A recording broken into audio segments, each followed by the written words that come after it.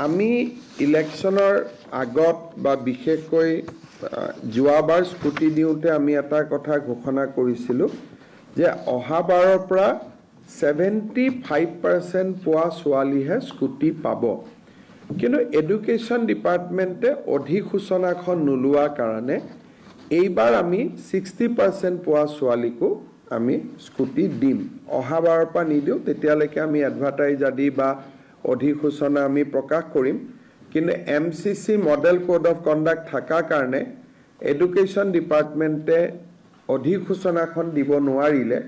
সেইকাৰণে বহুতে হয়তো ক'ব পাৰে যে আমাৰ লগততো গভৰ্ণমেণ্ট অৰ্ডাৰ নাই, গতিকে মন বেয়া হ'ব পাৰে। সেইকাৰণে এইবাৰ আমি আপ টু 75% নকৰি 60% ছোৱালীকো আমি স্কুটি দিম।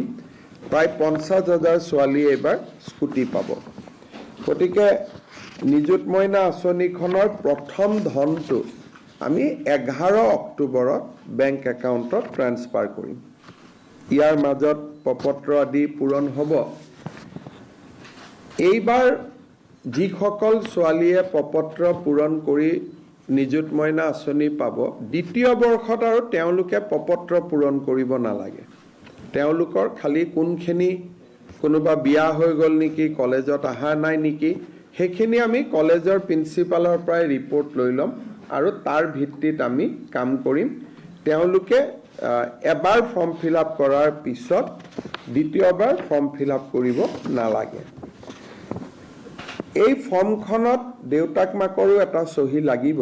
গতিকে কোনোবা দেউতাক মাকে যদি ভাবে যে মোৰ আৰ্থিক অৱস্থা ভাল আৰু ছোৱালীজনীক এই আঁচনিটো লৈ পেলাই মই চৰকাৰখনক আৰ্থিক বোজা দিব খোজা নাই, কোনোবা ছোৱালী যদি নিজে আঁতৰি আহিব খোজে বা দেউতাক মাকে যদি আঁতৰাই দিব খোজে, তেতিয়া তেওঁলোকে স্ব ইচ্ছাই পাৰিব।